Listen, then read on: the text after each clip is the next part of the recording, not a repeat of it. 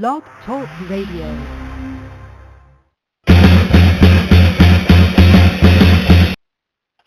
Well, hello, everybody. My name is John, otherwise known as Aquaman Ocean Defender. I want to thank everybody for joining us today, which is turned into part 2 of a continuing conversation with today's guest, Airika Dollner, who I had on here roughly over a month ago, and what turned out to be one of my favorite shows. I learned a great deal. I learned some new terminology, and with today's song and the song of the prior show, my musical repertoire and my iPod have changed, so I want to thank her for enriching my music taste. Hello, Airika. How are you today? I'm doing well, thank you. It's good to talk to you again. Yeah, it's a pleasure. It was a joy last time. Today I do want to tell everybody we will be taking callers. So if you have a question for Airika or a concern or a point you want to share or make, please feel free to call in. And when I see that you call in, I'll patch you through. Today is obviously going to be a continuation of the show that we did last time. With that, the very first question is for those that might be listening that do not know, the National Bioeconomy Blueprint is the term that I've heard a lot about. It was mentioned, in the last show, and our topic of today. What is it, Airika, and is it as green as they say it is? Well, there's a famous quote by Henry Kissinger, and it is, if you control the food supply, you control the people. And the bioeconomy blueprint is pretty much solidifying in an economic sense the new bioeconomy. So essentially it's solidifying a place for the biosciences, and it's essentially removing all of the safeguards in place that would possibly stop the passage of a lot of these bioorganisms that are being created. And as far as it being as green as they say it is, I think that I've seen around in different places that it's not the green economy, it's the greed economy. I think that's more appropriate because it's paving a situation for these mega corporations like Monsanto, Dow Chemical, and the big pharma and big energy. It's solidifying a place for them to create these bioorganisms and circumvent patent laws and circumvent regulatory systems in place so that they can go right to profit. And it pays no mind whatsoever to the consequences on the environment on a genetic, molecular DNA level, which is why it's so dangerous, is because it can biocontaminate natural organisms and us, the people and animals, in a very subversive manner because it's on a molecular level. And that's a really scary episode that we're kind of going into a new chapter, if you will. It's really frightening, and it includes nanotechnology and all of these other things that are on the horizon. So I don't think it's green at all. I think it's 100% contamination on the most basic levels of life itself. So, for the novice, and including myself, if I'm listening to this right now, when you say biotech or biotechnology or bioscience, is this referring to what many in mainstream media refer to as a GMO or a genetically engineered organism? Absolutely. It's anything that includes synthetic biology. So any type of tampering with organisms, whatever they may be, plant or animal, on a genetic DNA level, so that the Supreme Court, I think it was sometime in the 80s, I'm not exactly sure, came up with legislation that protected patent law, like you can't patent a natural organism, but you can patent an organism that has been altered on a DNA level. So essentially what's scary about this to me is that by altering our food on a genetic level, they are because we're consuming that, we're taking that into our body, it's contaminating our soil, it's contaminating our water supply. So we're bathing in it, we're drinking it, we're eating it. And so it is changing us and wildlife on a molecular level. It's cross-contaminating with natural organisms, and therefore they could eventually circumvent patent law because they're subversively altering our genetics, essentially, through these organisms. And one thing, delving into this raises this question. Immediately when I hear, you talk about, cross-contamination and, cross-genetics and such, we've all heard documented cases where farmers who think they're planting heirloom seed, it becomes cross-contaminated with these GE or, biotech, and suddenly Monsanto or Dow, they own that product. Am I not correct? So no, that's this could exactly be spanning much further than just a plant. This could be, hypothetically speaking, if it altered my DNA, they could own me.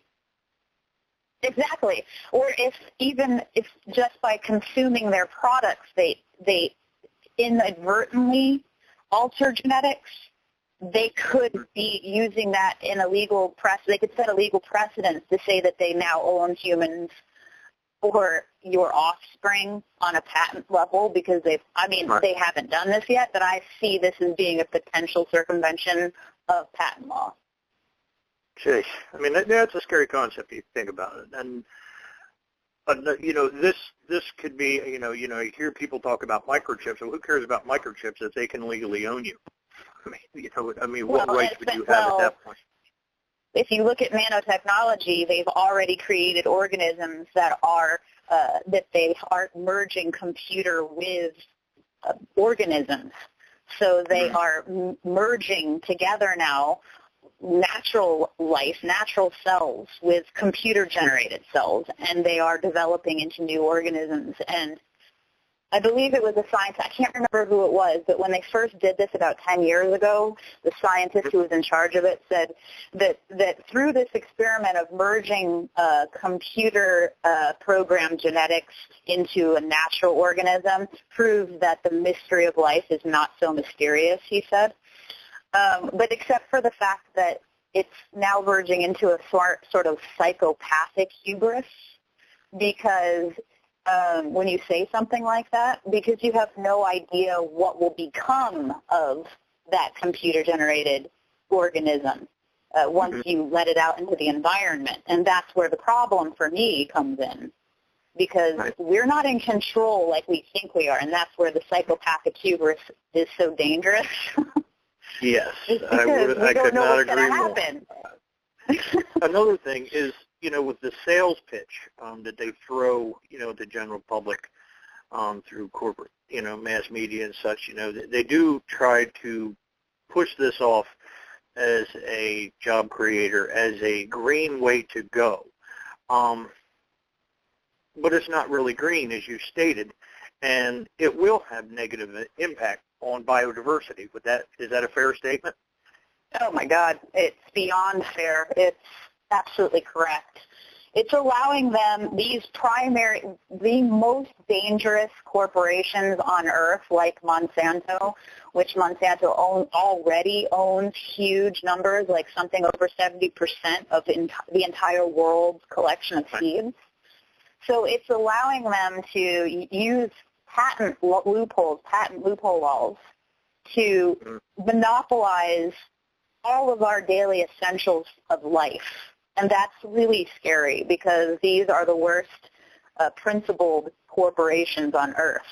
And they will be given all of this power and building towards infinite power, essentially, because of patent law and being the fact that these sciences are tampering with life itself on the DNA molecular level.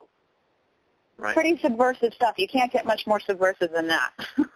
Exactly. And corporations, obviously, something that, you'll hear many people from different walks of life, i.e. whether they're in a animal rights group or, no matter, what their cause is, there is one common denominator, and they all mention these corporations. So I think it's vitally important for groups that may not have their thumb on the pulse of that this bioeconomy, the potential of that coming around and the negative impacts it's going to have is one of the reasons I really enjoy doing this show is I know we have a diverse audience that is listening, and I encourage everybody that this is a big picture item. This is the biggest picture. I mean, if this goes through, a lot of our causes, we're almost fighting in futility at that point. Exactly. That's my opinion, but I think it's very crucial that people wake up, they see what is happening, and see, but not just see, we have to act. It's not going to be easy. It's going to be a fight. As you well know, Airika, old money, dirty money, corporations, they don't let go easily. They're going to do everything they can, twist everything, and honestly, many of their acts are, in my opinion, criminal. I read a photo, I think it was either this morning or last night, about how if Al-Qaeda had poisoned the water supply, in West Virginia of 300,000 people, we'd have invaded that country by now. But because it's a corporation, it's all hands up in the air. And, what's really going to happen? I mean, the flip side is hands up in the air and denial. Yeah, it's just, but if it was if it was deemed a terrorist act, I mean, the old military machine would be rolling, and that's corporations are people. Why can't they be terrorists? Absolutely. And if environmentalists can be terrorists, why can't corporations be terrorists? Absolutely. They want to label everybody else. And I've said this, a few years back. I have a military background. That if I was still active, and if I took my oath to the black and white standard, that I would protect, citizens from all enemies, foreign and domestic, I'd have charged the White House a long time ago. We would have taken it down, and that's the truth of the matter is. It's an excellent point, too. It's false patriotism. I mean, I hate to say it, but that's false patriotism. I love my country, and I fought for it. However, I don't support what the leadership does anymore. That's where I stand with it. And it's worldwide now. That's the scary thing about the TPP coming down the line is that it is becoming a worldwide issue. And I did want to say, because I recently learned that there is a European Union U.S. trade agreement that's coming down the line that's it's mirroring the TPP, but it's called the Transatlantic Trade and Investment Partnership, so the TTIP, that people should also be aware of because it's a dangerous one as well. Well, the two of those, I mean, if we have, that here and that there, they're correlated, I would assume. We're talking multinational corporations. We're talking old money. I'm sure it's all orchestrated through lobbyists there. They're probably all interconnected. Oh, well, that's the whole point for me is that this Bioeconomy Blueprint is isolating all of the very corporations that benefit the most from these new trade agreements and these new trade pacts, because they are essentially creating a extrajudicial tribunal, judicial system for corporations. So it circumvents sovereignty, local and domestic laws in favor of the corporations. So the legislation of the TPP, the reason why it's so dangerous is because it elevates foreign corporations to equal status with sovereign governments who sign the deal. What's interesting also is I learned that China is excluded thus far from these negotiations, and yet most of Asia is involved. But China is not involved, so that puts them in a catch-22 situation in a lot of ways. And why would that be? Why would China, the most major economy that is threatening to us, not be included in it? Yeah. Huh. Seems like a triangulation strategy to me. I don't know. I'm speculating, but it seems like they're trying to control China being in a dominant position through subversive tactics on that one. Well, I think by excluding them, wouldn't that weaken them on the global stage? Where they're on the rise, it basically alienates them? But that's what they're trying. I believe. Now, again, I don't know because a lot of this legislation is completely secretive. But I find that to be curious. I'd be interested to hear what other people listening think about why China is currently excluded. Okay. And then in reading your works and your posts recently, why do you call the Bioeconomy Blueprint Trojan horse legislation, and how does that correlate with the TPP Trade Agreement or the Trans-Pacific Partnership? Okay, that's a good question. Well, you know, Trojan horse essentially is it gets beyond the walls of our defenses because it looks like we're getting presented a grand, epic gift. And so they make this legislation look like a gift to the average people because it's being presented as the solution to all of our environmental problems and all these things. It's the cutting edge of science. It's all these great things. It's progress, right? And it's actually a subversive, like I said, on a molecular level, corporate monopoly of all of our vital essentials to survival. And we're talking about corporations like Nestle, whose their vested interest is to take control over our water supply internationally. Right. And there's lots of interesting correlations to a lot of these corporations that are involved in the Bioeconomy Blueprint and subsequently into the TPP Trade Agreement.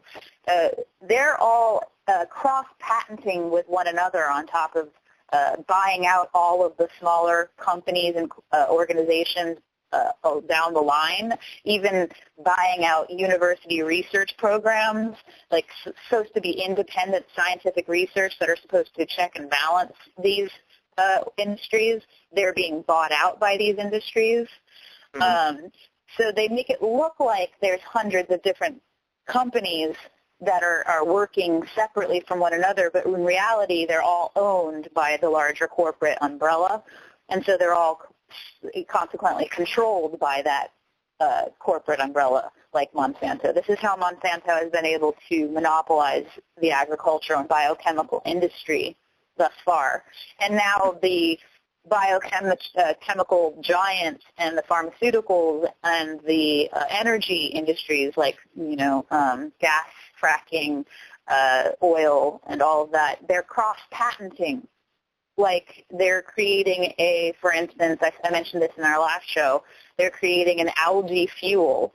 And how convenient then that biotechnology, the runoff from agrochemical, is creating toxic algae blooms in our water supply around the world. How convenient then, because then they have all that algae to convert to biofuel. And how convenient that they're killing off the salmon in those waters, because but they actually have a GMO salmon that they've introduced into our biosphere now. And it's actually been put into the wilderness in Canada already. This has already been done. They have biotechnology trees. They have GM animals. They might even have GM bees. There's a lot of people that speculate that they are going to replace the bee when it goes extinct with a GM version. And then, of course, there's all the talk of the nano robot bees. But either way, the point is that they will be able to own each unit of what used to be a living thing, that used to be a sovereign thing with free will. Now they will own all of those things that are supposed to have free will on a unit-by-unit basis. So every bee then will be owned by Monsanto or whoever creates the nanobot or whatever, because we can't live without these animals, these species. We can't survive without them. So that's a pretty sure way to make money, right? That's a good, solid business plan. Absolutely. So in listening to what you said there, would it be fair to say that if you look at our current government and you look at appointed officials, elected officials, that Monsanto representatives have basically infiltrated our own government? They're appointed, up and down the board. Absolutely. So, I mean, we have that infiltration. So they don't only control it through the lobbyist money and all they're pushing, but they're actually in positions where they can make the decisions. So we're looking at all these secret negotiations going on. They're hiding legislation. They're getting legislation through. People aren't holding their elected officials accountable. They're not jumping on their desks. They're not blasting their phones. They're not sending emails. So in retrospect, they pretty much have free run. They can do what they want. And basically, our government is handing everything over to these corporations. And at this point, they can, if all this passes, they basically can run amok without regulation or restriction. Is that fair to say? I would say that these corporations, they are our governments. Like, they have become our governments.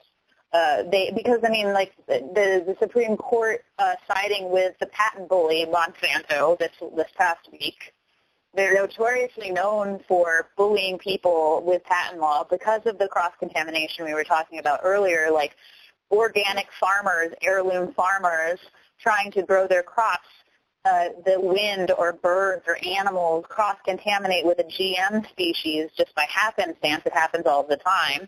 And then Monsanto can sue these people for having their product on their property. Well, there was a case that came to the Supreme Court recently, and the Supreme Court decided against organic farmers. So the organic farmers were asking for help to protect them from these types of acts from Monsanto, which they're known for doing. This is why they're so criminal.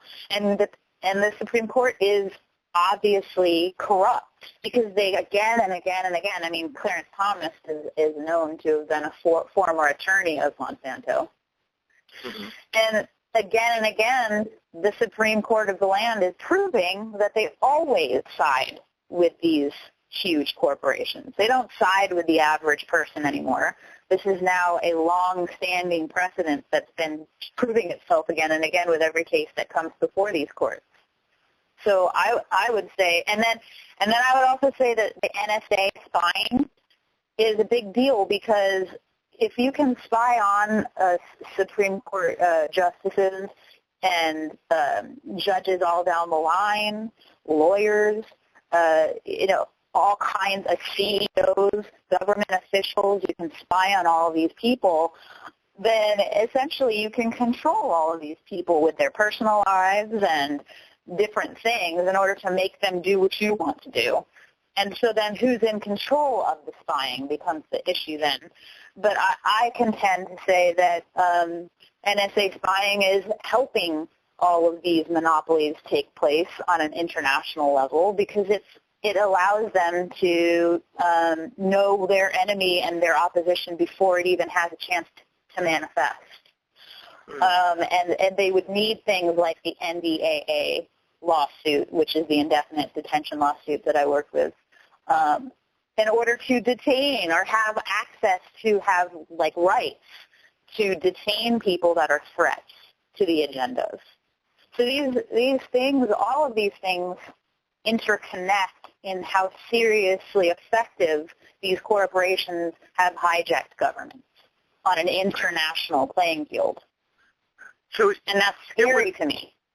Yeah, would it be fair to say then, as someone that is becoming more aware, of all these issues, and for listeners out there that may not be as in tune, to say that everything that is going on here, through the TPP, these, the trade agreements, through the land grabs that we see, the privatization of water, the privatization of the seas, the land grabs, the, ocean sprawl, everything that's going on, that our freedom and our democracy itself could be at jeopardy here.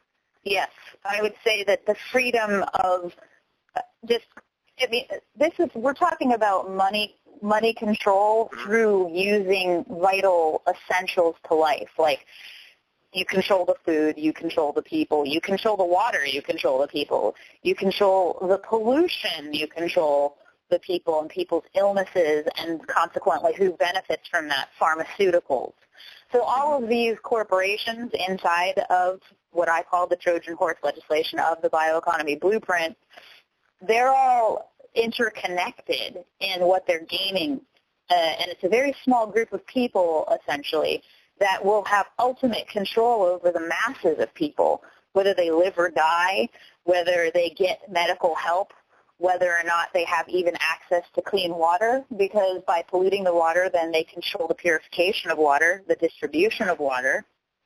So yeah, I think it's extremely scary because you can't be a sovereign, free entity with free will if you don't have a life, if you're not alive, if you're sick. Exactly.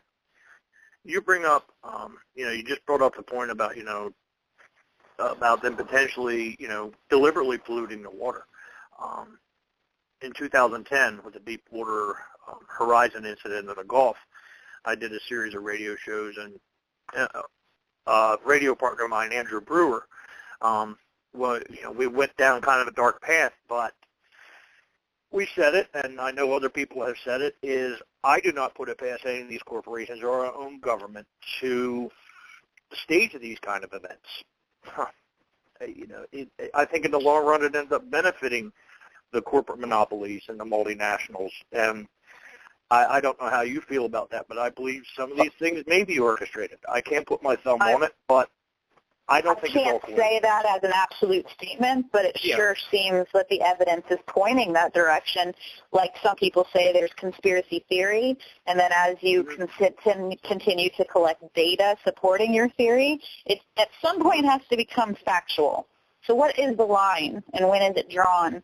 That has to be the question that people ask now, because I think that it's been overstepped a long time ago, and these people are doing treasonous acts. Not just treasonous acts and felonious acts, but just crimes against humanity, crime against nature itself, crimes against God, if you want to go in a religious sense.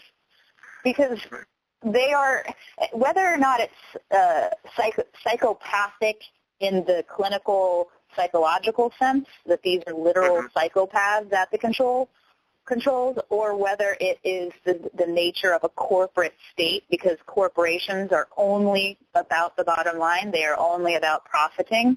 They don't care about what's ethical. They only care about that bottom line in the next quarter.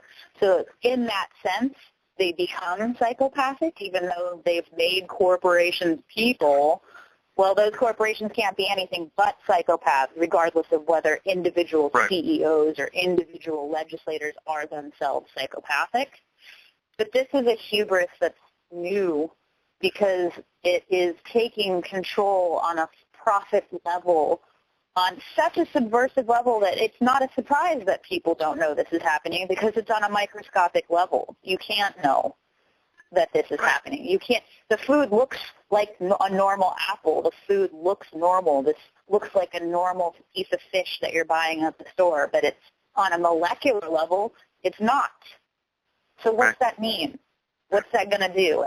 And then the plastic contaminating our water, making people sterile. It's altering people on a hormonal level. Then all of the pharmaceuticals that are now contaminating the water supply, like SSDIs, like psychotropic drugs for psychological disorders, like Prozac contaminating our waters, like lithium, like birth control. All of these things changing the gender of marine life. Like these things are extremely, they're extremely subversive because you can't know unless you're taught. And of course, it doesn't behoove these corporations who own the media, who own our governments, who own so much. They've already monopolized so much. It doesn't behoove them to teach people that they're doing these things. And you're certainly not going to see them from visible observation. So it's kind of a perfect storm. And that's what I think that people need to be educated on this, because they will never see it from their own observations unless someone teaches them. With the bioeconomy, I have to raise this question as well. Our natural resources are obviously already stressed out, across the board. Would it be fair to say at this point that the corporations really don't care if our natural resources are stressed out, because they're backing this biotechnology to take its place? And if we have to go that way for survival, they win. Yeah, and also they win. They win even if they lose. Like if it gives credence to a lot of the conspiratorial speculation about purposeful lowering of the population, for instance. it gives credence to that. Can I say that's an absolute? No, I can't. But if the population were to be compromised because of this pollution, these people don't care, because as long as they remain dominant over the control and the distribution and the profiting of their basic resources for survival, they feel like they've won. And that's a really scary precedent as well. And so they feel that they're above it all. They believe that they are, and that is what psychopathic hubris essentially is to me. And this is a term I use often because I feel like it's gone beyond just their human hubris, because they don't care about what's going to happen. They don't care about the mystery that they've created and how awry it could really go. They don't care about that stuff. They care about only being in control right now and retaining that control for as long as possible. Right. And now that we're at a break here, I do want to take a moment and give you a chance to have our listening audience and inform them about an issue and a dear friend of yours, Tangerine Bolin. Yes. Okay, Tangerine Bolin is a good friend of mine. She became a good friend of mine because I worked for the NDAA lawsuit with her, and she's one of the core plaintiffs of the Freedom 7, along with Noam Chomsky and Chris Hedges. It's the Chris Hedges versus Obama lawsuit. And she's been really ill since the beginning of meeting her, but it's only been elevating in severity, and to the point that she can no longer function reliably. She's in pain all of the time, and it's a neurological issue, so it affects her whole body with neuropathies and her thinking and her ability to think clearly. And so it's a really horrible thing to be happening to somebody who's so brilliant and such a foundational freedom fighter. And she really could use help, because when she became ill, she didn't actually have health insurance. So she hasn't even been able to get an adequate diagnosis because it's very expensive to continue going to doctor after doctor. And therefore, she's not able to even get proper treatment.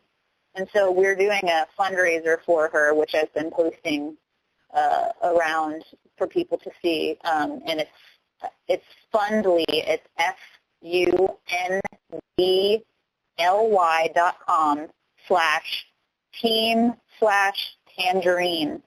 And you can donate, or you can help us raise awareness of the fact that she's struggling with this. But either way, she needs to get the help, and we're trying to help her raise the funds in order to acquire that help. So anything that anyone can do would be greatly appreciated.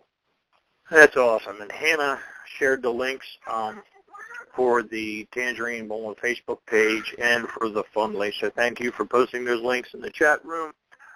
If you can, please visit those links. Help out in any way you can. It'd be greatly appreciated, especially for a freedom fighter and someone that's sticking up for what's right in the world. It's time to pay it forward. With that being said, in our previous conversation, Airika, you mentioned that the Bioeconomy Blueprint and the TPP Trade Agreement are final steps leading to world neo-feudalism. Can you explain a little more about that and what it leads to for our society? Yeah, absolutely. Well, essentially, it leads to neo-feudalism because it gives these corporations, these corporate entities, absolute power over, like I said, over our basic necessities. Therefore, it circumvents even the basic trade of money, because now we're talking about the distribution of survival, of what we need to survive.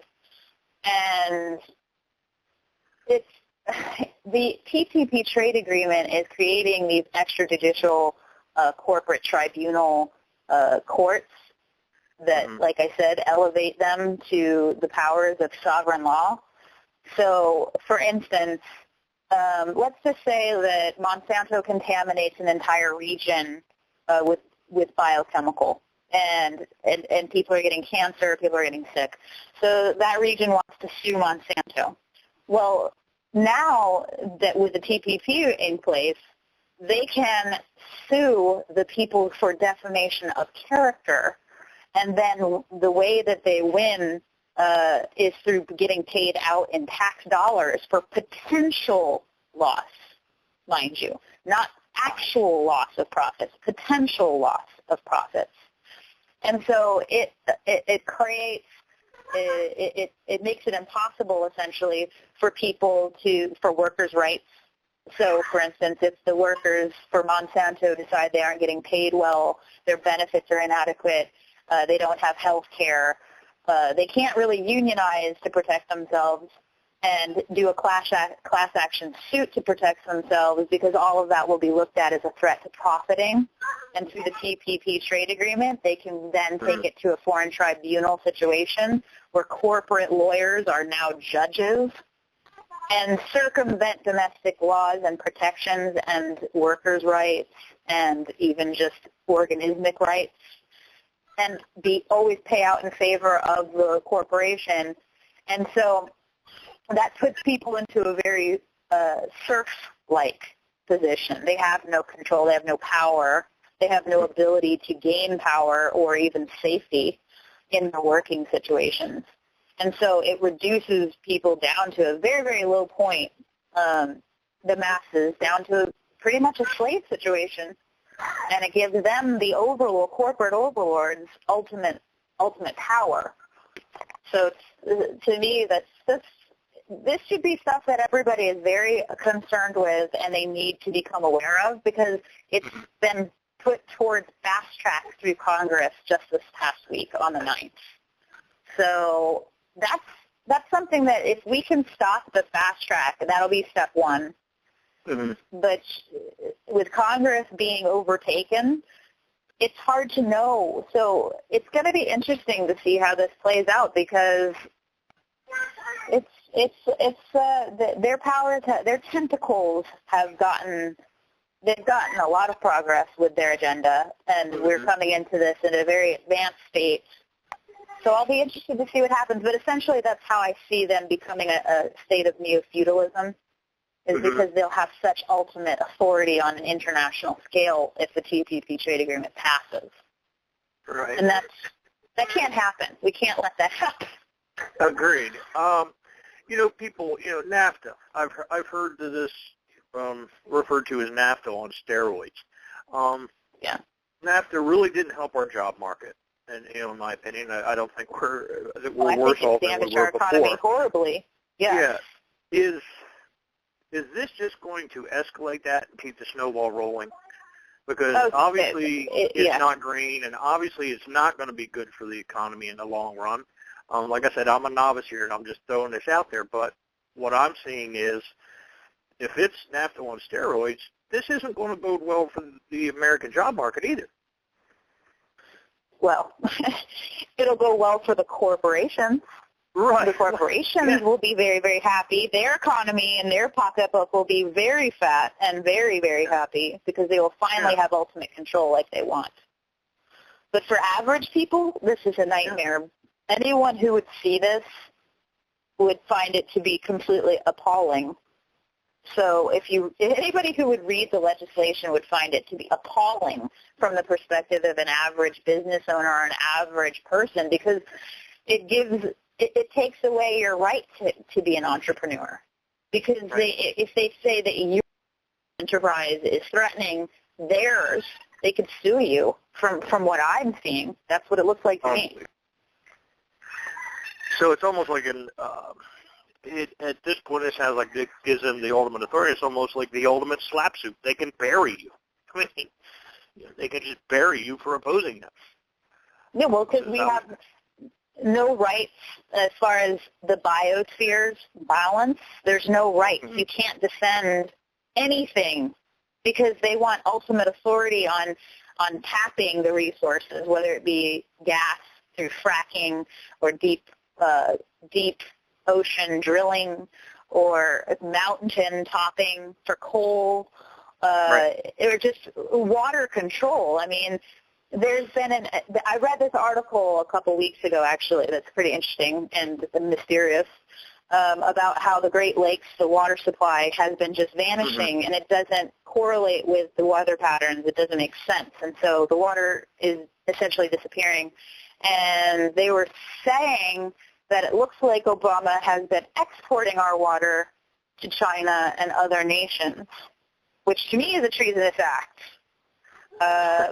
And so we're talking about, and then of course Nestle has been draining with having to pay nothing and at the expense of locals' access to their water. They've been draining the water, and well, God knows what they're doing with it. Of course, they're making huge profits off of bottling water and distributing it that way. But yes, they are definitely at war for water. They're taking water out of the places we're at war with. They're draining their water supplies. Then they're polluting all of the water supplies simultaneously. So it just, all these things are happening so fast now, and I know as a biologist you follow these things, and we've talked about that before. But you've even mentioned that the rate at which the contamination and the accidents and the disasters are happening now is just epic in proportion. So why is that? Why is it? Big into conspiracy theories, but this one just looks too obvious to me. Well, is it a crumbling infrastructure? And if it is a crumbling infrastructure, then why are they not interested and invested in fixing that infrastructure? Absolutely. Those things don't make sense, and those are where the big picture strategy comes in, because you have to ask those questions, because our lives depend on those questions being answered transparently and thoroughly. A little over 3 years ago, I did a 2-hour radio show about the world water crisis. You know, we talked about these. Nestle was brought up. We talked about these things specifically, the disruption and depletion of aquifers, the polluting of existing, lakes and, freshwater sources. We talked about all this. We talked about the land grab in Brazil with the one of the last remaining true aquifers, in the world, the land grab there. And that even dates to the Bush regime. The Bush, junior and senior both bought, acres upon acres above this aquifer in Brazil. So, so the Bush family, do they own it? Do the Bush family own? They own, I think it's about 5,000 acres. And a little over 3 years ago, we did a lot about it. And with some of my military contacts, I know individuals that were actually stationed down there for that specific purpose. And this is in Brazil. So it's not all coincidence. These things have been playing out for quite a few years, and it's playing right into their favor. Especially with the water supply, which is obviously near and dear to my heart, Airika. And I think you're right on with it. And, what I see here is just appalling. And it's frightening, it's frightening. Because if there's one resource... Some of the things Harper has done, have you heard that he's been promised... Well, first of all, through the omnibus bill that was passed in Canada, he completely depleted funding. Like, Canada was known and respected throughout the world for their research in water. And he completely defunded all of those programs and created a huge uprising with the scientists here with the omnibus bill. But I read recently, and I didn't read at length, so I can't really expand on it too deeply, but that there's been a big uprising of scientists because the Canadian or the Harper government has been taking scientific research libraries with all of their research and data, and they've been removing those books, like emptying out entire libraries and with the assurance to the scientists that they're putting it into a digital archive. And the scientists, well, obviously don't trust them. But that's also interesting because they're now dominating and taking access over research and data around water and around all of this stuff. So why is that happening? All of it, when you connect the dots, as you're doing and so many of your colleagues, it's frightening and it's eye-opening. And I do want to take a chance here. Anybody that does want to call in, feel free to give us a call at 215-9680. And here's my next question for you, Eric, is the U.S. Congress is introduced a bill on January 9th called the Bipartisan Congressional Trade Priorities Act, or the TPA 2014. The bill, if passed, will fast-track this trade agreement, including the TPP through Congress. Since Congress is supposed to have authority over U.S. trade policy, what does this mean exactly? It means that they are totally disregarding constitutional law and bare basics of what this country is entirely based on in order to fast-track to Obama's desk this disgusting trade agreement. That's not a trade agreement. It's a corporate coup. It's a coup d'etat, and that's what it is. They're trying to create legislation that would take away one of Congress's foundational and fundamental powers, which is to oversee all trade law alterations and take away their power. So I'm curious, why would Congress want them to be able to take away one of their foundational powers? Why would that be? It sounds like, to me, like everyone's kind of got a buy-in to the benefits of what will come of these things. That's what it sounds like to me. Because the thing that's scary about the fast track is that they're supposed to debate these policies in a transparent fashion so that we can be in the wings as the American people, a democratic society, so to speak, and free-thinking society. We're supposed to have access to all of these things that our public servants are doing and discussing and legislating supposed to be in our interests. But if it's completely fast-tracked, there's no transparency. We don't have access at any point throughout that process to know what the debates are, what the policies they are presenting are, because Obama wants it fast-tracked because he doesn't want this to hear the light of day. He doesn't want the corporate-owned press to be backed into any corners where they look like they're shirking their responsibilities because they're not covering something that's being debated like it should be. Because he doesn't want anyone to know about it, because if average people know about this, they would hate this. So, of course, the fast-track bill would allow all negotiations on trade deals and things involving trade, which is important to every business owner and every worker. We wouldn't be privy to any of those discussions, and it would go right to his desk to be passed into law. We can't have that. It's like a foundational aspect of this democracy, so-called democracy. Absolutely. So at this part point, of the checks and balances. If they take that power away from Congress, that basically means everyone we vote for is nothing more than a puppet. They mean literally nothing. If they can't enforce what we want as the constituents, then basically it's false representation. Well, Citizens United did a lot of damage to that, too. I don't think it's strictly Republican. I don't normally share many of my political thoughts, but between you and I don't support either Democrats or Republicans. I think they're both at fault. Who's they're getting the money from? I think they're all crooked. I vote Green. I vote the Green Party. But at this point, I don't think it's just a Republican or a Democratic issue. The whole system is broke. Well, that's because what was democratic, what was a so-called, because Democrats were perceived as being liberals, that's the word people associate with it, but it's not liberalism anymore, it's neoliberalism. And just like when Bush was in power, it was neoconservatism, which means that it is a bastardization of what those principles mean because it's all about profit. So both parties are two wings. They're two wings of corporatism now. When somebody says that the government has been hijacked by corporate interests, that means that both parties are overtaken, are controlled by corporate interests. So they just take two different ways of talking about the same issue to achieve the same goal, but they're manipulating a different group of people.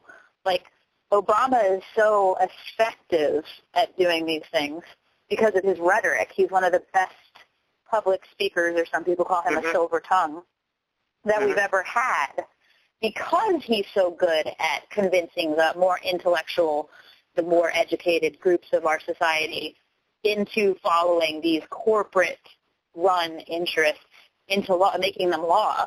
He's excellent at presenting those things to those people. So it's just a way.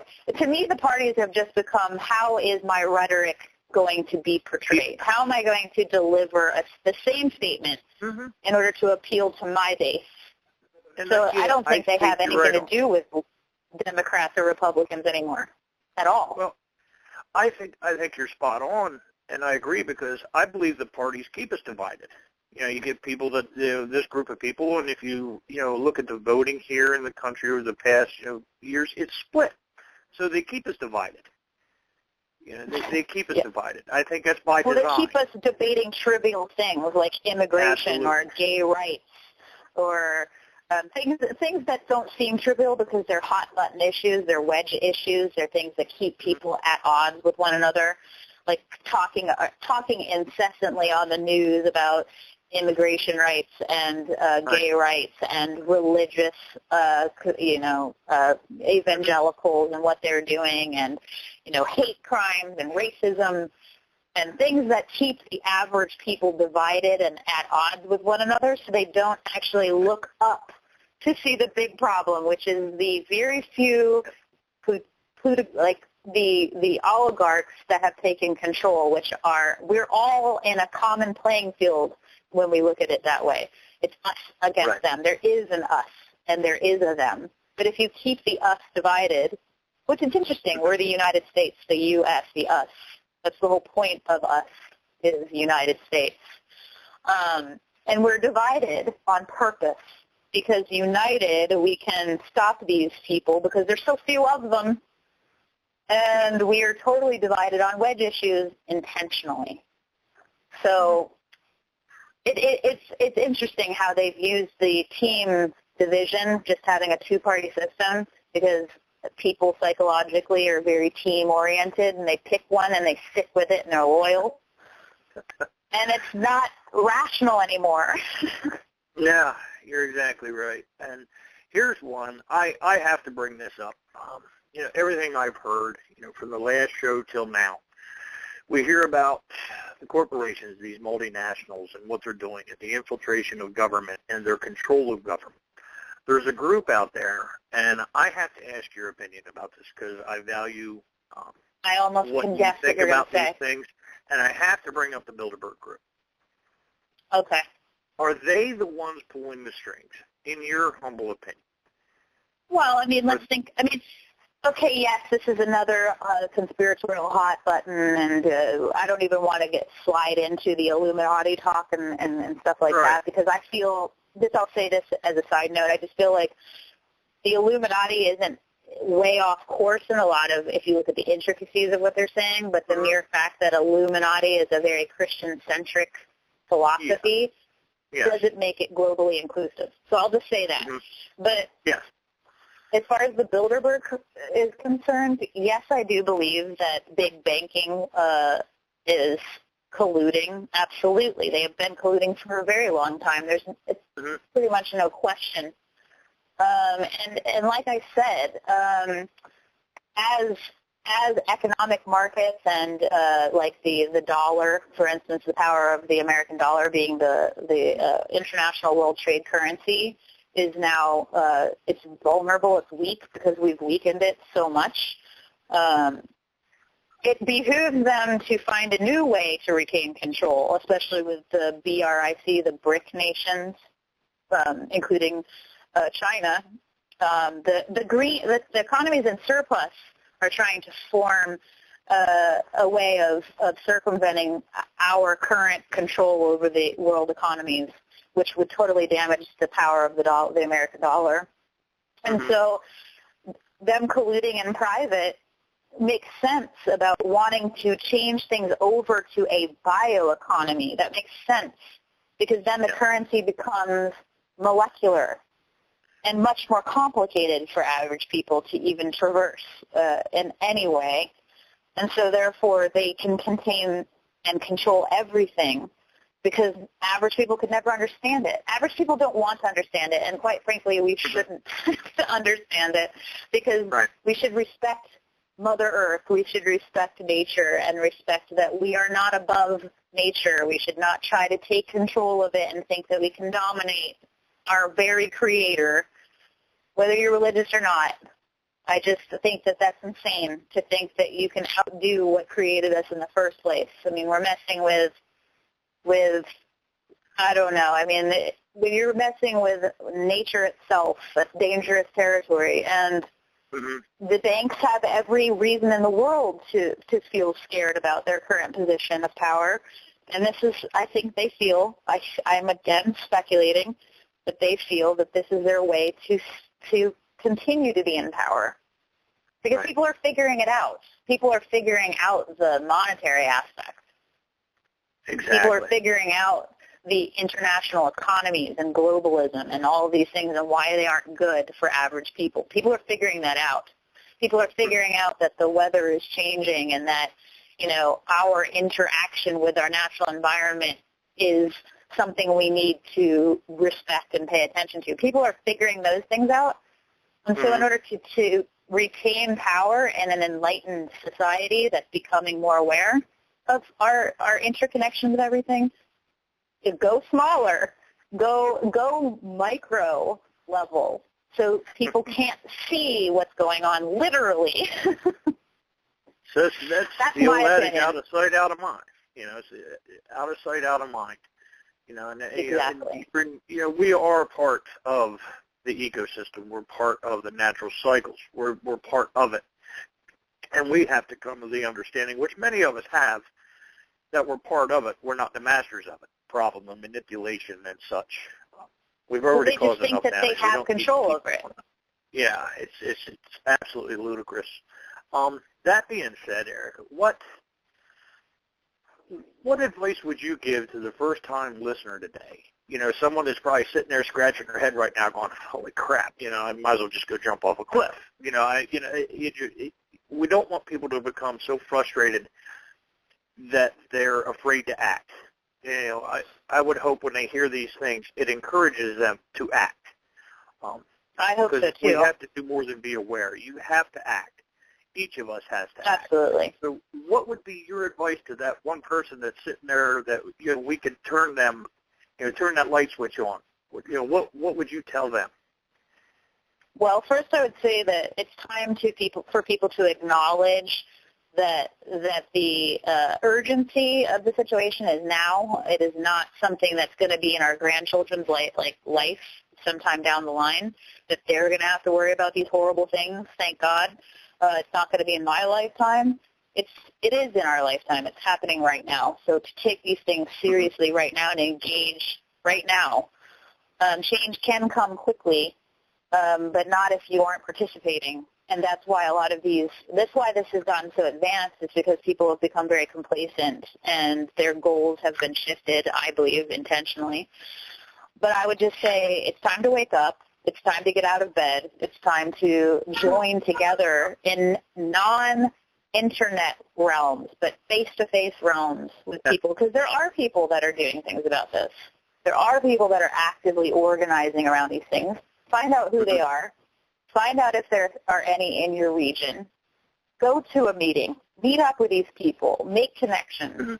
And I would say force your legislators. Let them know that you're out there and that you know what's going on and that you don't approve, because they are people and there are fewer of them than there are of us. And so if they're aware that people know what's going on and that they're not happy, and that there are lots of them flooding their their message centers, and they'll become more threatened, because you have to use the power of the people by actually letting them know you're there. You can't be voiceless. You have to start speaking up. You have to help educate other people in your life that you care about, and stop preventing yourself from actually saying and talking about these things because it's uncomfortable or it's confrontational or it's it's going to cause a fight. Try to find ways of communicating and sharing these things and teaching people and including people, and stop being so divisive and divisionary, and include people, because we're in this together. The issues that are superficial, like gender, like sexual identity, like immigration, foreign and domestic people. We're all people, and we all need the same things to survive. And animals, we need animals. We need a biodiverse environment. We need these things to be sustained.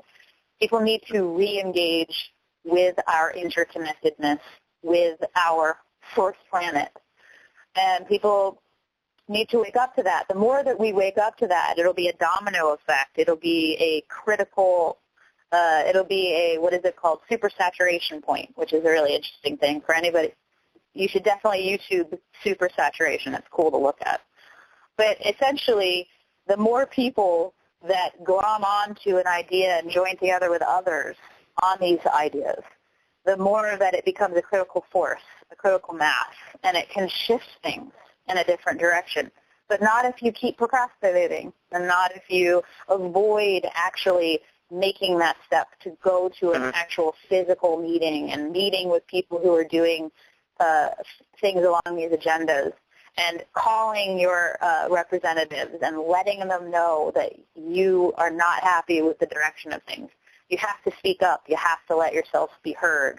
And you have to, get acquainted with the information, too. You can't be disengaged anymore. That's what I would say. Well, I'm with you there. I get my elected officials, whether I vote for them or not. I figure if you're in office, even if I did vote for you, you know my name. If I can go in their office, I will. I emails daily, many times a day. I want them to know who I am, and I encourage others to do that. Like you said, if they're allowed free room, this is what happens.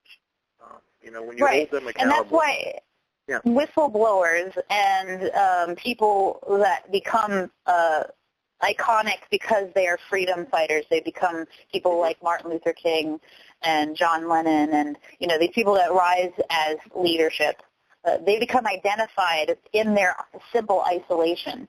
So if we want to have a revolution or a paradigm change or shift, we have to join together and support people who have a succinct voice, who are standing up for these things. We have to back them, and we have to learn what they know so that we can carry the torch no matter what happens to those people. And by, we power in numbers.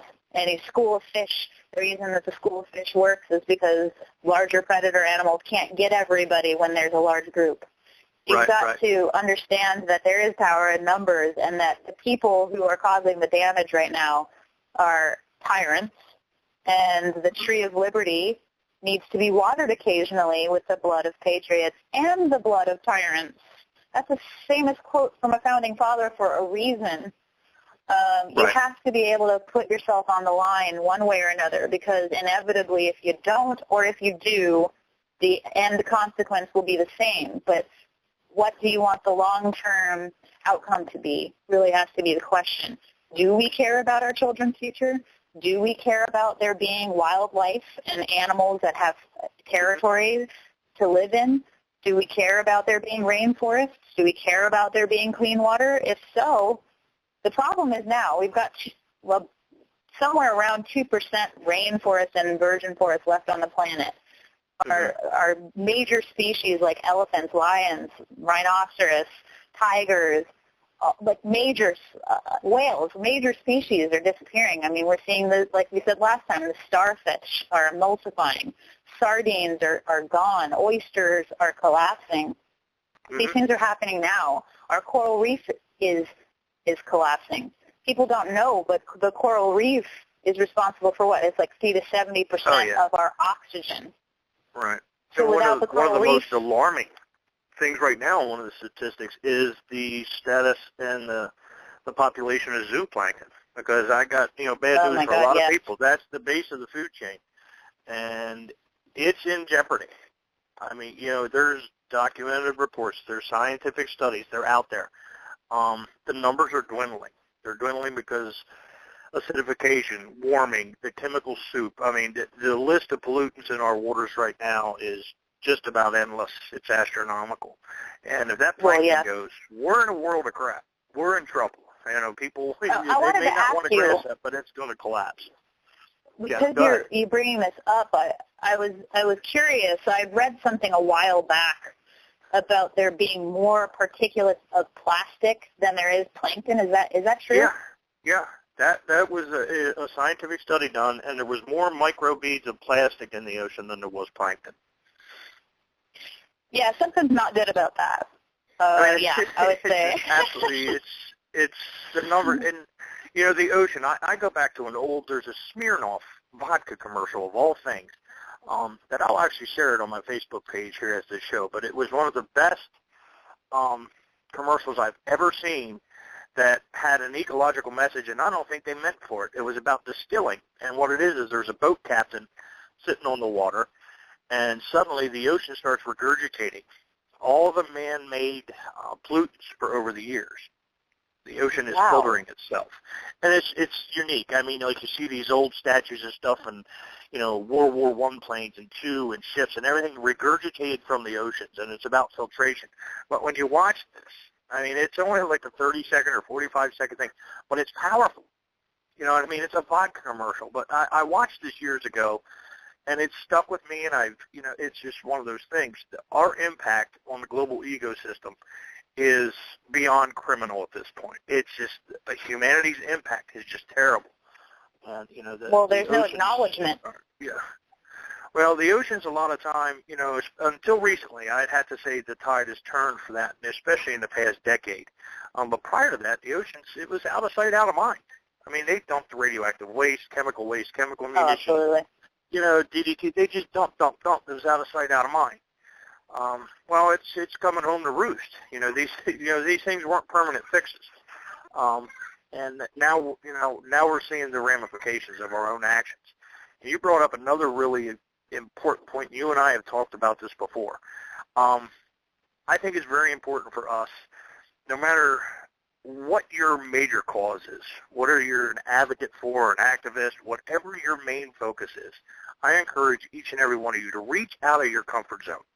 I wrote a blog a few years back called Shades of Gray because I was asked a question on the radio show one time about my approach to activism and advocacy and where I thought the greatest impact was. And it's in the shades of gray. It's not in the idealistic right or the idealistic, left. Not the white or the black. I think you make the biggest impact by getting in the middle with people you may not have an immediate connection with and interacting with them. They learn, you learn. Encourage that interaction within the shades of gray. And I think it's very important. I think more conversations need to be had in public, especially on social media. Don't be afraid to say something public because someone on your friends list might not like it. If you think it and it's a concern of yours, get it out there. Encourage input. Absolutely, because people don't think that anyone cares because everyone's afraid to talk, and if you're afraid to talk, then everyone it keeps feeding itself, and because if no one's going to talk, then nobody is going to think anybody cares, so they don't talk, and it's a bad cycle. As soon as somebody starts to talk, I discover that when I start to speak about things that matter to me, people become engaged. People I didn't expect become engaged. And one other thing, because you did bring up an interesting point in that statement, was you need to get out of your comfort zone, but I feel that because of the nature of the online communication, that because you don't actually see who you're speaking to or who you're affecting in those communications, it seems like you're speaking to an empty room in a lot of cases unless somebody actually does like or respond.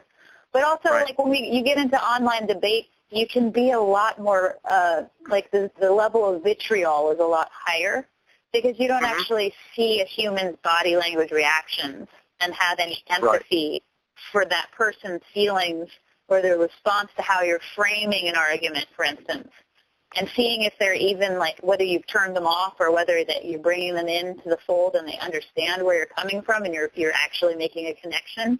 I feel like that human connection is lost to a dangerous level because we're so it's so much easier to insult people or to condescend to people or dismiss people or just to slam people out when it's on a virtual. I know that it's easier for me. I know that when I speak to people in person, I'm a lot kinder. I'm a lot more loving in how I present the topics than when I'm in the starkness of just written text. Right. And I don't have to see the person. I don't have to deal with the outcome and the aftermath. I can walk away. I can shut my computer off. I can just totally forget about it if I want to. Mm-hmm. Whereas I might have really impacted somebody in what I said, and it's sticking with them and affecting them, but I don't ever see it. So I do think that it's important for people, not only because it circumvents any ability to spy on your communications. That's one thing. You can have a level of being private, but because you actually are connecting and building bonds with real people, that when real things go down and real things happen, you have a real person to reach out and grab onto and talk with and strategize with, not just a virtual person across the world, but somebody who's actually there and cares about you because you have shared experiences. I feel like we've lost touch with that through texting, and a lot of people talk about how our societies and our children are becoming less empathetic. Right. A lot of that is a consequence of these technological advancements with communication. Because I text all the time. Like, I know I fall prey to this myself. I text more than I talk because it's just easier and quicker and more convenient. But I lose that conversational aspect of being with somebody, of sharing time and making a human connection. I feel like we need to kind of reintegrate with that, just kind of like we need to reintegrate with nature itself to reconnect to our interconnectedness. I'm not much of a texter. I'll do it because my fingers are just too big for them little buttons, even on my iPhone. So and that thing does that auto spell check, so I'd much rather talk. I'm a much better talker than typer, so I avoid that at all costs. Even when my kids text me, they get I'll give them a love you, see you later when I get home, type thing. I'm just not much of that, so that's very important. Good. If everybody was, then where would we be? Yeah, right. Yeah, I tell you what, I just upgraded to an iPhone last year, and prior to that, I think my cell phone was one step above a walkie-talkie. I was so old school, it was pathetic, and, people used to make fun of me, but you know what, I had that thing for 10 years, and it worked. So, but when it finally died, I had to upgrade. Now I have this thing, which is a great tool to a point, but it kind of scares me, too. I don't, I work in a bar restaurant setting, and I see people that come in, and you're right, they're just so detached. I'll watch couples come in, and they sit there, husband, wife, or whoever, friend, whatever it is, and they're both on their phones. They're texting. They're not even talking to each other. They're sitting there at dinner, and I'm like, are you kidding me? And I watch them sit there for an hour and a half, and they're eating and, scrolling through with their finger. It's like you're so detached from reality anymore. What happened to good conversation?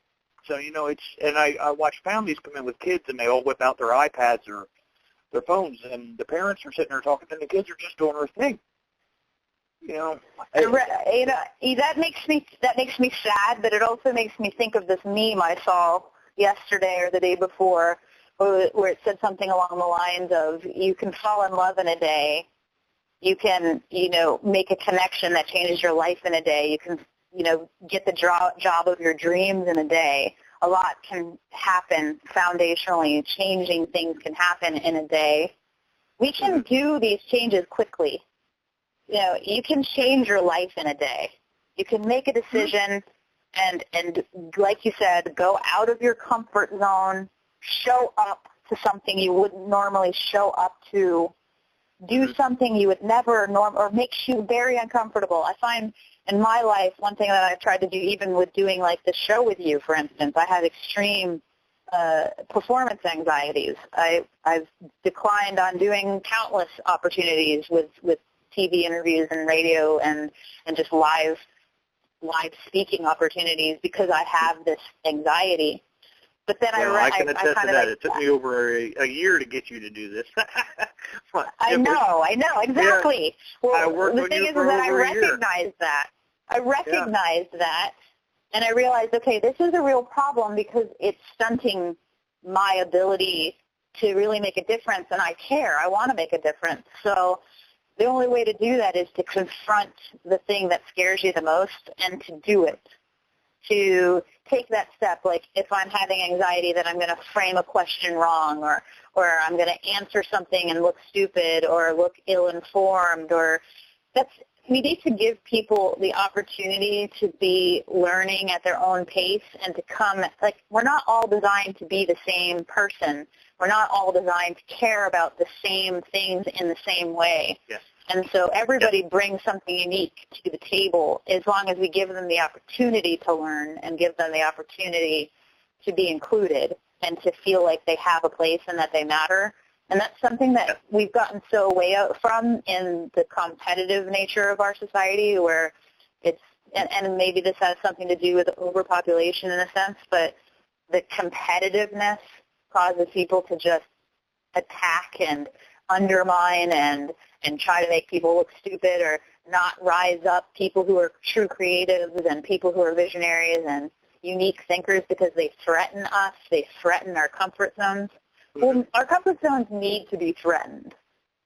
That's the whole point. So if you identify something as scary or intimidating, don't avoid it. Actually approach it, because like the more that I've done, this is my second show doing with you, and I am enjoying it now. Whereas before I was so anxious about doing it, I would give myself a stress rash. But at some point, you just have to let go. You just have to let go of what the outcomes might be and just allow it to do what it's going to do and let it be the way it's going to be and do the best you know how to do and just accept what is. But engage. Put yourself out there. Engaged. I personally believe your message needs to be heard. I have admired your work and how you phrase things and how you approach things. I think you do it very logically. I think you do it with passion. I think you do it with a grave concern for the environment, for humanity, and that's the beauty of it. I was just like, you know what? Your voice needs to be heard. So I was so happy when you agreed to do the show. I'm glad you came back on, and I want to do it again. I don't want your voice to be silent. I want it to be heard. I think it needs to be heard. I appreciate that. You've made it a very good transition and a good experience for me because you're so kind and loving with how you engage with people, and it just you give people, you empower people to find their voices. I know you have done that for me, and I'm really appreciative of that because I followed through. I agreed to do this show. I showed up, and because I did, I'm not as scared as I used to be, and so it gets easier every time.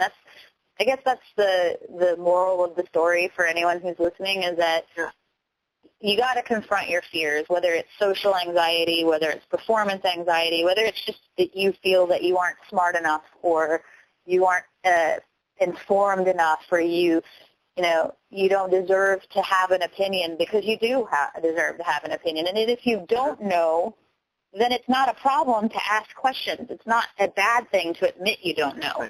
It's way worse to claim that you know when you don't know than it is to ask questions and admit that you're unaware and you want to become aware. That's the only really important thing, is the desire and your intentions. And I wish people would be more comfortable with going out of their comfort zone and testing themselves. I know I learn more when I step out of my comfort zone, when I engage with individuals who may even have opposing opinions to mine. I don't mind that. I welcome opposing views. It helps me mold my own belief foundation. My belief foundation is not set in stone. My belief foundation is constantly evolving. Daily, sometimes by the hour. We're just like, I need to rethink this, or I need to rethink that. And man, this person makes a good point, or that person makes a great point. You have to constantly learn And you're right. You have to step out of that comfort zone.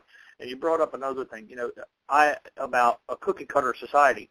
Not everybody is going to think alike. I don't want everybody to think alike because, in my personal opinion, I've shared this before, a cookie-cutter society where everybody thinks alike, acts alike, does alike is a very boring world. I don't want to live in a boring world. You know what? That's just so great that you brought that up because that goes into something I've talked about, and it goes right into biotechnology too, because biodiversity, monoculture, one type of culture with one type of person and one corporation delivering all of what we have access to, and limited television stations delivering limited programming and limited types of music that's all based on profit and all these things. So it's like you're absolutely right. We want a diverse society. We want diverse ways of thinking. We want unique towns and cities that have unique things to offer, unique cuisine. We want biodiversity. We want to know that certain regions have these types of fruits and vegetables, and this forest is known for producing these types of things and these types of animals. We've gotten so divorced from, like, for instance, when we live in a city, how many people know what trees, what plants, and what animals lived there before we built the city? Right. What we don't know what we've even displaced. And so when you want everything to be the same and you want everything to fit in and be a monotone, a monoculture, like with GMO, that's the other aspect, is that they get rid of there's hundreds of different types of tomatoes with hundreds of different flavors. There's hundreds of different species of food, and we only get a very small, like I think we eat predominantly like 30 different species of vegetable and fruit out of the hundreds of different forms that we had originally. Because of monoculturization, they've essentially picked the fruits and vegetables that most people buy, and now that's pretty much all we have available to us. Right. And that's the problem with the sterilization, the chemical control of monoculture and these monopolies taking over, is it does get rid of divergent conversation and different ways of thinking and doing things. And we need that. We need that to be balanced. We need that to have a balanced ecosystem, a balanced psychology and sociology. We need diversity. It's in everything down to the microorganism level. We need that up into the macrocosm. So the microcosm influences the macrocosm and vice versa. Diversity is key in all of those things and all of those patterns. I totally agree that diversity is the best way to learn, because you can't learn if you keep playing the same song. Right. Talking to me, to the that same just people. gets boring. To me, that just gets boring. And, like I said, I don't want that. The global ecosystem needs biodiversity. And I believe humans, we need mental stimulation. Too many don't go out and get that anymore. Exercising our brain. We're not exercising independent thought enough, and on a larger scale. Which is why so many people are bored. Yeah, they're bored and they sit there on their iPad or whatever, and they just they fall into the same old doldrums, and it's just do not become a product of that they want you to be. Stand up against it. Exactly. Embrace life. One of the phrases I read a lot, especially on social networking sites, and it's probably my biggest pet peeve comment of all time is, "I hate humans."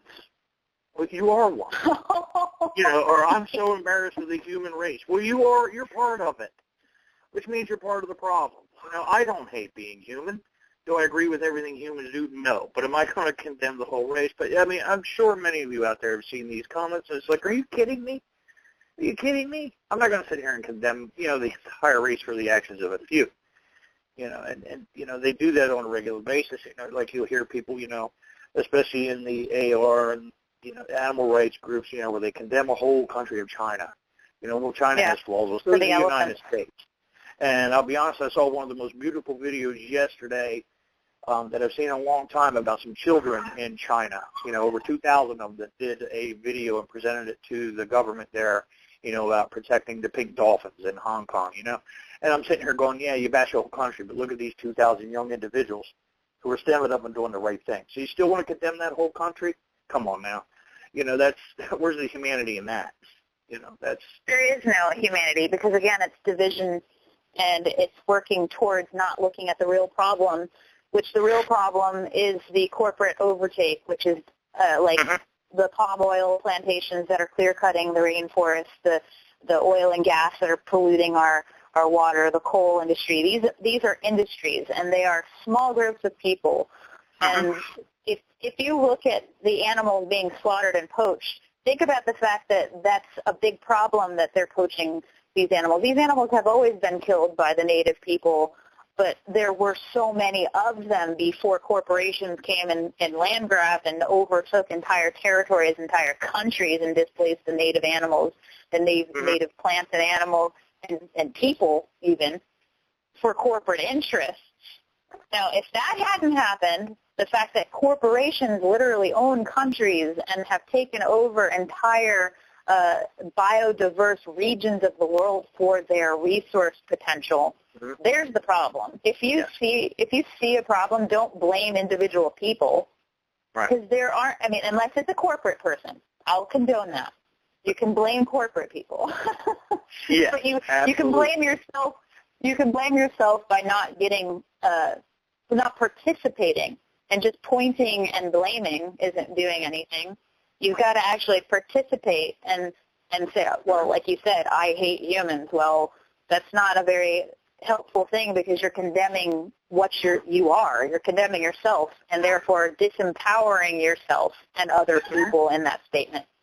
Because you have the power just as much as any other human that's ever had power in the entire world and in the entire history of humanity to do something. So do something. Whether it's just for a small group of people or an entire community of people, you're not in control of what your influence will be. But you can at least influence your loved ones. And that's, that's the best that anyone can do. And we're getting ready to wind down here. We're under the 2-minute mark, and I want to give you a chance here before we sign out, Airika, to tell people how they can get in touch with you. And I encourage people to check out her pages because I'm telling you, she puts out some of the best information out there. Thank you. Thank you very much. I'm still working on that website. I have not finished it yet, but Airika.com will be on the horizon. It's in development. But until that, I do have a teaser page that I've created on Facebook, so facebook.com/IAMAIRIKA. My name is spelled phonetically. You can reach me there, or you can reach me through Airika, Airika, Dollner, Dolln as in Nancy, ER, on Facebook and other social networking sites. And please do. I mean, we didn't get any call-ins for this like I had hoped, but please do engage with me. And I love to hear people's opinions. I don't want to be preaching to the choir. I love answering questions. I love hearing people's comments, so bring it. I'm ready. Hit me with your best shot. I like it. And I want to encourage everyone that listens, whether you're listening live or to the archive, please do check her out. I visit her page. It's always worth a visit. And I want to thank everybody for tuning in. My next show will be this coming Monday, where I will be speaking with Alexander Sanchez of Promar Equinox in Spain, a marine conservation group in Spain. So we're going international next Monday, and that should prove to be a great show. I look forward to it. I look forward to a lot of the upcoming shows and doing another one with you sometime in the future. You got it. Thank you, everybody. Thank you. Great job, Airika. You killed it. Thank you. I really enjoy talking with you because you bring such a earthy element and knowledgeable element to conversation. I really like it. It's a lot of fun. We're going to do this again. We'll schedule another one if you're up for it. I think we should. I would actually like to propose we do a monthly show, you and I. Yeah, you know what? I was thinking that as we were going along because it's so easy to have a good conversation with you. So I would absolutely be willing to discuss that potential. That would be fun. Absolutely. You got it. And thank you, and I'll post the archive here in just a minute. Okay, great. Thank you. And All right. I'll talk to you soon. Bye.